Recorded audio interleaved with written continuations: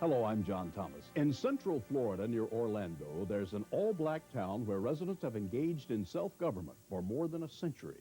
The town is called Eatonville. It's the oldest community of its kind in the country. Since 1990, the town has been the site of a festival named in honor of author Zora Neale Hurston. Darwin Gamble has the story of Eatonville.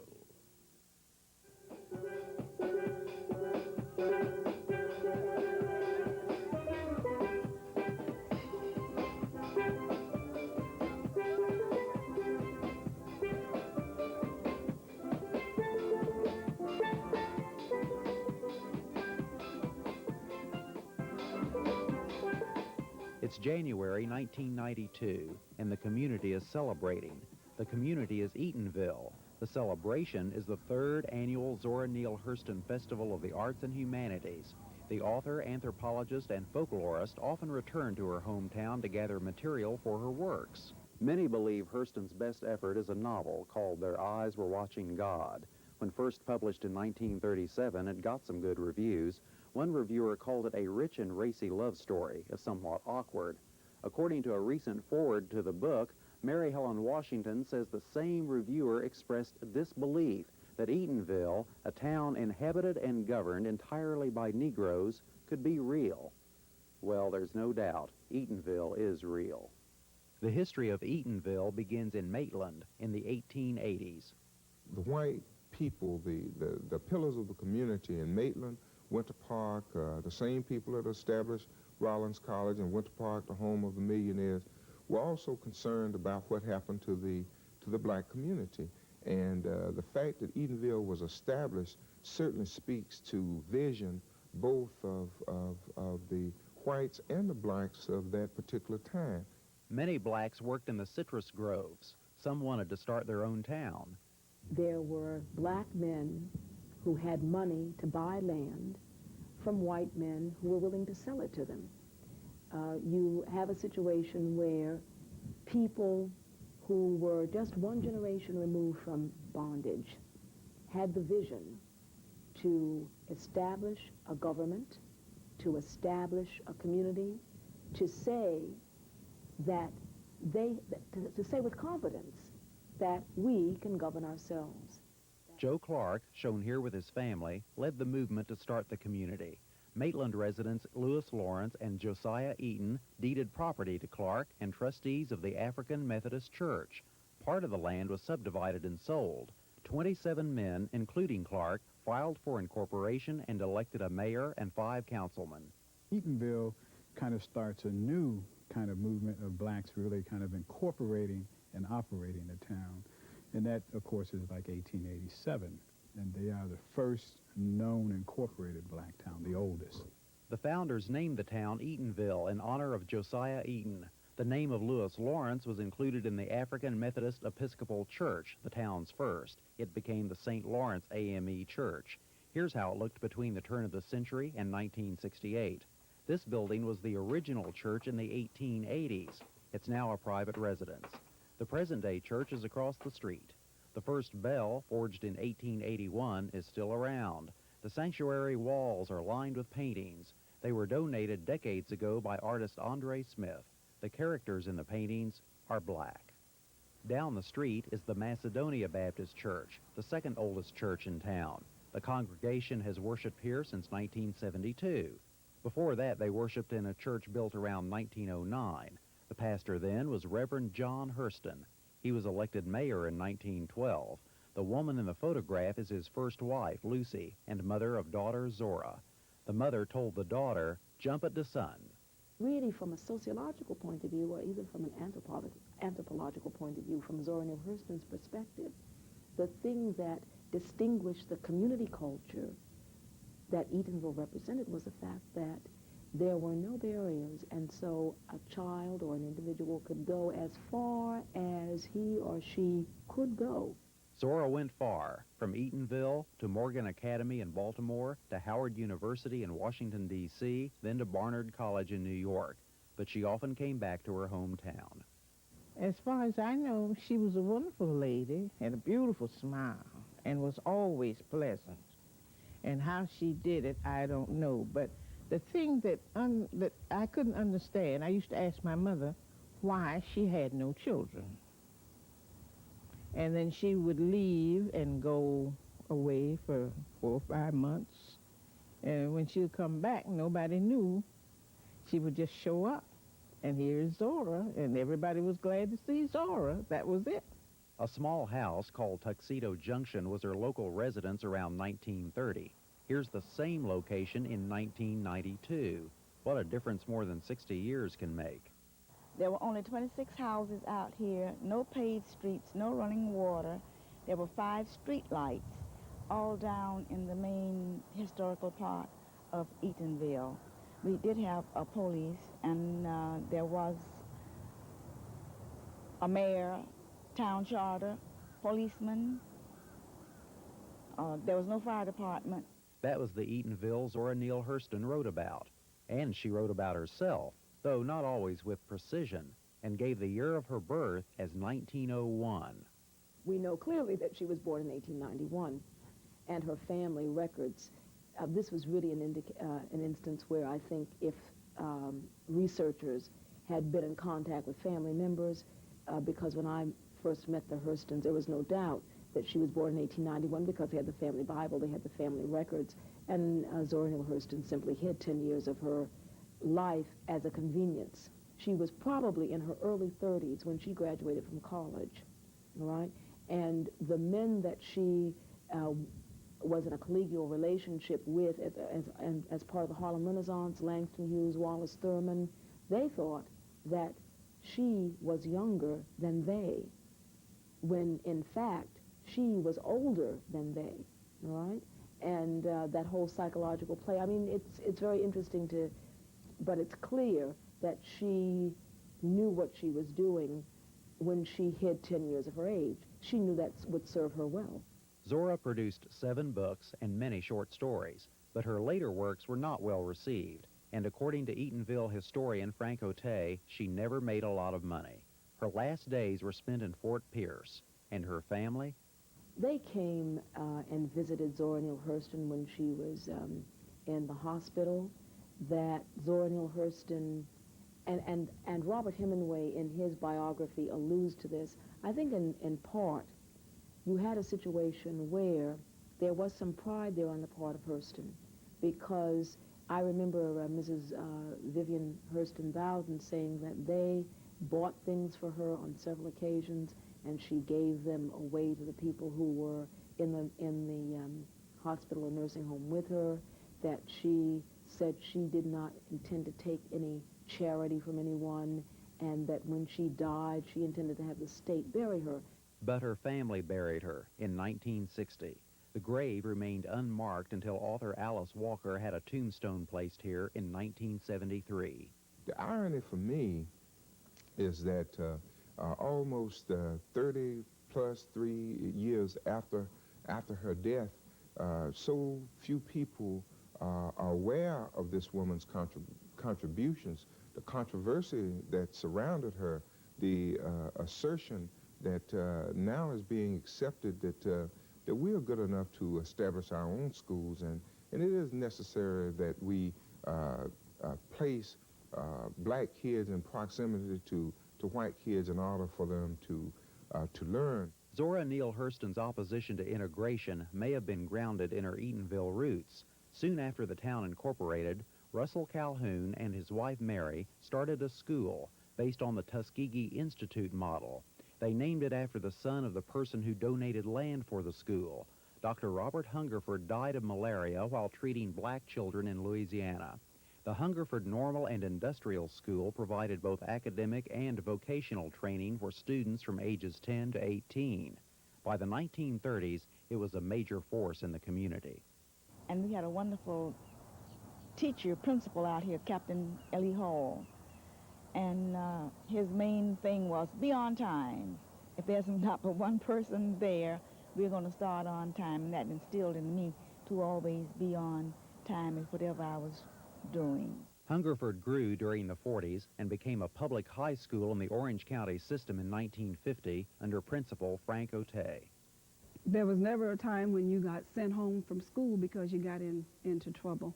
There was always something to do on campus to keep you busy, and then go back to class to get your work and take it home. And our teachers and principal at that time, if you really got into a problem, they would call your parents, and they would talk to them, and they would come out to the school. As for academic standards, There was a level of education that you had to reach, and you had to reach it regardless. And in order to pass to the next grade, if you had to stay after school or the parents had to work with you, whatever, you basically almost every kid passed. There were very few kids that just dropped out because they couldn't make it. There were circumstances, being poor, where people had to drop out to go to work. But even in that case, they were able to, a lot of them were able to go into the service and come back as veterans and go to school to Hungerford. Well, Mr. O.J. was the principal at that time, and he was principal of both schools. And so I talked with him, and he said, yes, there was an opening. Rosetta Vereen helped start Eatonville's first licensed kindergarten and daycare center. So I think I went to school with about 3 or 4 of the children from the kindergarten, and they had just left the kindergarten, and they saw me in first grade. And they said, Miss Vereen, we don't want to come to your room because we aren't going back to kindergarten. We're in first grade now. So at that time, Mrs. Staggers was in first grade, and she said, well, Ms. Vereen, we won't give you any that you had in kindergarten. It was a great experience. Yes, I enjoyed it. It was a part of my life that I thought I would have been there for the rest of my life. But after 7 years and change of events that took place, I was able to transfer to Edgewater High School. Leon Theodore taught art and social studies at Hungerford until 1967, when along came what they call the crossover. That period of time in the late 60s, early 70s, when Orange County Public Schools was under a court order to desegregate, and Orange County Public Schools, the response to that was similar to other places in the South, where systematically the academic schools where the black children had gone, they were downgraded. They became either trade schools, vocational schools, or alternative schools. It was becoming a technical school, but in 1967 they had not gone into it completely. They had started the process where you had a two-principal system. They changed the name to Wymore because the school's campus abuts Wymore and Kennedy, right? And the move was to say, well, white parents would not, Wymore would be less offensive than Hungerford. But the point is, everyone knew who was coming to school here, basically. It's kind of ironic because so many of the alumni would write and say, who was Mr. Wymore? And of course, there is no Mr. Wymore. It was just, just the name of the road, and they wanted to change the name of the school. There was no significance behind the naming of that school. The Hungerford alumni were outraged. They retained an attorney. I mean, they really fought the county to keep Hungerford School's name as Hungerford School. In a compromise, the school board put the Hungerford name on the auditorium. The high school is still called Wymore. Then, within, let's say, a 5 to 7 year period, there was a move to remove the Hungerford Elementary School, to either remove it or to make it a facility for either students who had some mental disability, or to make it a bus depot. Again, the townspeople rallied against that, and they were successful in keeping the school here. And it's still here, more than a century after Russell and Mary Calhoun founded the first Hungerford school. If they saw it now, the Calhouns might be astonished. A lot of changes have taken place. In the last year, we've become a prototype school, or a model school as far as technology is concerned. We're one of 2 elementary schools in the county that have technology throughout the school. I have 5 to 6 IBM computers in every classroom, grades 2 through 5. They have plenty of computers at Eatonville Elementary. Some of them represent the latest technology. At the same time, these children learn about the past. The cafeteria walls are lined with paintings of prominent local citizens, including former mayors, former school officials, and Zora Neale Hurston. School staff even developed a special curriculum thanks to a grant from the Orange County School Superintendent. What we did with the money was we sat down and wrote a history about the town of Eatonville. We wanted to bring about a sense of pride for the children, build up their self-esteem, and make them realize that they do have something to be proud about and something they can relate to.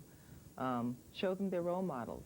I want to see the knowledge of Eatonville, the existence of Eatonville, disseminated throughout the state as an example of not only perseverance, but motivation, and as well as tenacity. The survival of Hungerford School is only one example of tenacity. Eatonville is not an isolated country town. It's in the middle of metropolitan Orlando. During the mid-1960s, Interstate 4 cut Eatonville down the middle, from north to south. First, it wasn't going to come where it is now. It was going to go up closer where the railroad was in Maitland, but then the people began to be inquisitive and not want that through Maitland, so they dropped back and put it through Eatonville, and that divided us from the main part, and it made it difficult for you to go and visit people because you had to go all the way around, and you'd have been accustomed to just walking over a YMO road to go where you wanted to go. And don't let that sign fool you. The exit is south of town, on Lee Road, not in Eatonville. In 1987, the town held a big centennial celebration. While Eatonville had been celebrating and getting all of this national recognition, that in November of 1987, basically 90 days after the completion of the centennial celebration, Orange County government passed a resolution to 5-lane this highway outside of our office. That's Kennedy Boulevard. It runs east and west. So when I heard 5 lanes of road, the first thing the thing that clicked in my mind, and I'm not exaggerating, I went back to my political science 101 class with Dr. John Ryan at Ithaca College, and I remembered that there are 3 classic ways that you can bust a community, right? You can remove a school, and Hungerford High School was gone. You could take out houses of worship. In Eatonville, you could, this community, it's the community's churches. Or you could put in a road. In neighboring Maitland, Kennedy Boulevard becomes Lake Avenue. Residents in both communities were upset. The citizens in Maitland recognized that this road was an intrusion into a historically significant community, and that the citizens of Maitland needed to join in support of the citizens of Eatonville to try to preserve this community. By 1992, Kennedy Boulevard was still a 2-lane road. The town hall is on Kennedy. We spoke with the mayor. And essentially, the widening on this side of Kennedy now is a dead issue. However, we are going to go in and seek something in writing to assure us that it's a dead issue, so we don't have to go through having to deal with it on a recurring basis. Meanwhile, there was another challenge. Since my tenure here, probably the biggest thing I think that was a threat to our community was a proposed medical waste facility. And the citizens rallied quickly to let it be known that they were not in favor of that. When you have a community that is small and as compact as we are, a facility of that size is going to impact your entire community. The community won that battle. The Kennedy Boulevard battle had a long-range effect. In 1955, 227 East Kennedy was the address of Mac's Garage. Now it's the address of the Zora Neale Hurston National Museum of Fine Arts and the Association to Preserve the Eatonville Community, or PEC. It's an organization of volunteers. The executive director is N.Y. Nethiri. We wouldn't have this museum if it weren't for volunteers. I mean, all of our volunteers, do 110%. The museum director is Leon Theodore. I just retired from Edgewater High School as a teacher, and last summer was my last summer school teaching, I brought students here, and they were amazed to see the quality of work, that was here, because at that time it was a student show, and that was one good thing, because we had the student show here, and it gave them a chance to see that they too can reach that status of exhibiting in a museum. Students and professionals exhibit here. This exhibit includes paintings by local artist Kate Wright and some members of her family. The civic pride in Eatonville is the major factor that allows for all of our activities. I mean, you've met the people who are doing the membership drive. We're conducting our first membership drive in Eatonville. PEC formed a membership committee. Pauline Alexander, Jane Turner, Valerie Flowers, and Robert Biggins. Of course, they're all volunteers. The membership drive began in early 1992. By spring, the committee was making direct contact with Eatonville residents. We tagged along the day they visited Ernestine McWhite. This was for the purpose of announcing our first membership drive, which is May 15th through June 15th, and we left this on all the doors. Do you know anything about PEC? Yes. Okay, well, we're ahead. Yeah. We're ahead because a lot of people that we've gone to don't know anything about PEC. The three goals that we're trying to achieve right now through PEC, number one, by having members and citizens, of Eatonville, Florida become members of PEC, is number one, to have Eatonville designated as a historical site. Secondly, as a designated historical site, Eatonville will be eligible for federal funds with the PEC organization. And thirdly, to have Eatonville serve as a cultural center for learning for all citizens of African American background to know about the proud history of our nation within a nation. It must have worked. Mrs. McWhite bought a lifetime membership for $100. This is the best thing that happened for us in our lifetime here in Eatonville. And we can't leave out the festivals. The first annual Zora Neale Hurston Festival of the Arts and Humanities was held in 1990. These pictures were shot during the third annual festival in 1992. We are very excited because in 1993, we will be doing a theater and drama festival that will run January 28th through 31. We are actually planning to recreate a piece that Zora Neale Hurston did at Rollins College in 1933. It was a sort of review called Sun to Sun, S-U-N to S-U-N. Elizabeth Van Dyke, who has received rave reviews on Broadway for her production, for her one-woman stage show of Zora, is going to be our director. And Diane McIntyre, who is well respected as a choreographer, is going to be the choreographer for that work. The world really knows what's going on at this festival. Zora Neale was really a colorful character. She was the feminine centerpiece for the Harlem Renaissance. If you have been fortunate enough to live with grandparents or aunts or whatever, you already know about some of these things that we bring to the festival.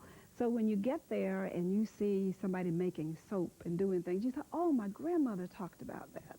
And you see people doing wood carvings and things like that. It really brings you back down to earth.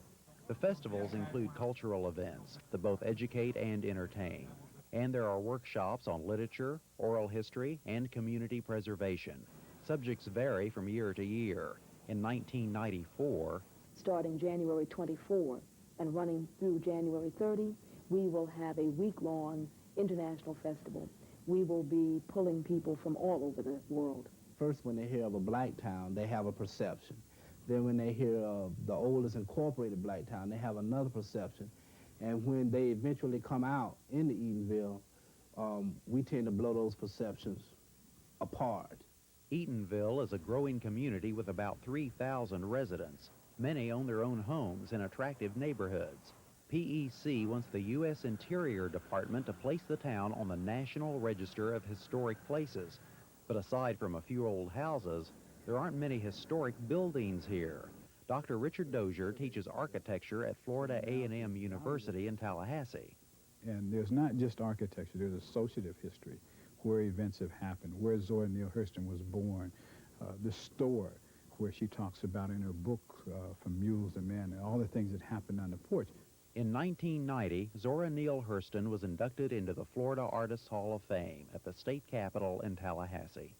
Hall of Fame was the brainchild and really the brainchild of Senator Bob Johnson, Sarasota. He felt that there should be a way to acknowledge the work of Florida artists. As for Hurston, her name came to us the first year around, and not a lot of the people knew a whole lot about her. And I think the people who had nominated her realized that they maybe had to do a better selling job. So the second year that they submitted her name for nomination, it came with a lot of backup. Coincidentally, PBS did their big Ruby Dee story of Zora Neale Hurston, and so all of a sudden she became a very well-known entity. in Eatonville, next to the fire station, there's a memorial dedicated to Zora Neale Hurston, an independent woman from a self-governing community. It's a lesson. It's a good civic lesson, not only worthy of Floridians, but it's a civic lesson that's worthy of our fellow countrymen and women. The poet William Blake said you could see the whole world in a grain of sand. Well, he could, mystic and visionary that he was. Short of that, however, the next best thing, if you are a writer, is to be able to see the whole world in one small place. A county of Mississippi sufficed for William Faulkner, the city of Dublin for James Joyce, a few villages of Poland for Isaac Bashevis Singer. And as Jacqueline Adams is about to tell us, for Zora Neale Hurston, a small town of Florida was world enough.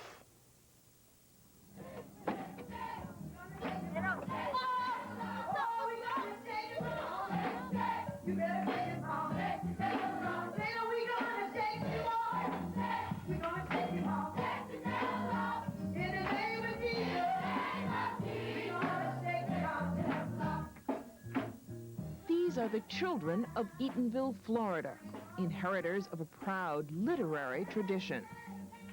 In Eatonville, you have traditional values, strong family, sense of spiritual. Author, teacher, and Wina Theory grew up here. Any child growing up in Eatonville over the last 100 and some odd years is represented by Zora Neale Hurston. Zora Neale Hurston celebrates the culture of the rural Southern Africa-descended individual. Born in 1891, Hurston was one of the stars of the Harlem Renaissance, a writer and anthropologist, a feminist who got her inspiration and confidence from growing up in a black brigadoon, if you will. 1 square mile, the country's oldest incorporated black town. Listen to this 1880s advertisement. Solve the race problem. Come to Eatonville and govern yourselves. And then it says, as a side note, there's not a white family in the town. She wanted black people to take control of their own destiny, to transcend, to triumph. Harvard University professor and chairman of the Afro-American Studies Department, Henry Louis Gates, Jr., is editing a new edition of Hurston's collected works. One of the most radical aspects of Hurston's fiction is that it's a self-contained black world. And I think that it was precisely because she was from a village, a small town like Eatonville, with a black mayor and a black everything, that she felt comfortable writing about that. She presumed the health of that world. She presumed that it could be a universe, that it was the proper subject of art.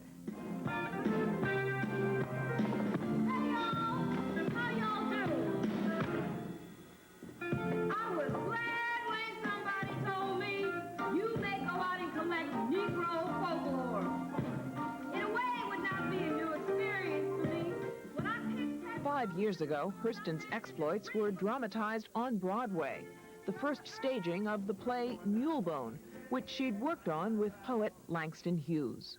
The first place that I aimed to stop to collect material was Eatonville, Florida. Hurston herself described Eatonville with great pride and affection. It was, she wrote, a city of 5 lakes, 3 croquet courts, 300 brown skins, 300 good swimmers, plenty guava, 2 schools, and no jailhouse.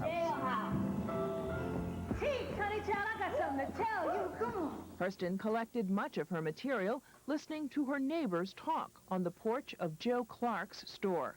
Then, too, Janie took to the middle of the floor to talk right into Jody's face, and that was something that they hadn't seen before.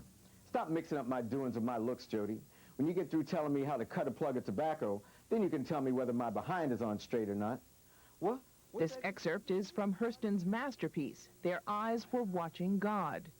Then Tea Cake came prancing around her where she was, and the Song of the Sigh flew out of the window and lit in the top of the pine trees. Tea Cake, with the sun for a shawl. Of course he wasn't dead. He could never be dead until she herself had finished feeling and thinking. The kiss of his memory made pictures of love and light against the wall. Here was peace. Hurston's use of dialect and her subjects were so radical during the 1930s and 40s that her competitors and critics succeeded in burying her work for almost 30 years. When I started teaching in 1976, you couldn't even buy Hurston. No one taught Hurston, virtually. You would Xerox Hurston's work and then read it and then Xerox it for your students. N.Y. Theory. She was writing about, and she called these people, quote, the Negro furthest down. Dim, damn, these, those dialect-speaking black people who were migrant workers. So here Hurston is staking out a territory and saying that these people have a dignity. You can see why it would be reasonable for her critics to say, you are not helping the race. By putting white characters off stage and white racism off stage, she said, yes, we did get here because of slavery, but that does not define our entire culture. That does not define who we are as a people. Today, the essence of Eatonville remains much as it was when Hurston lived here, except for the last weekend in January, when scholars, tourists, and many of Hurston's relatives come to town for the annual Zora Neale Hurston Festival. Would Zora like the fact that the festival was here? I think sure, she would be proud. Her brother. Hurston's nieces and nephews remember her fondly. Her namesake, Zora McGoins, lived with the author for a time. Pleasant. I remember one year, one Easter, oh Lord, she bought me this beautiful outfit. I never had a beautiful cashmere coat, silk stockings, patent leather shoes that she laid everything out. Oh, I thought I was poor little rich girl. Yes, she was very nice. Another niece, Winifred Hurston Clark, remembers Hurston's independent streak. She was more a career woman. You know, she loved children and everything, but I just didn't picture her being a married woman. We will brag about her having a pistol in her car. She was outrageous. I mean, the kind of person who we would admire. Someone who was prototypically independent and feminist, as we would put it today. And that's good. I mean, I wouldn't mind my daughters would grow up to be like Zora Neale Hurston. I think it would be quite exciting.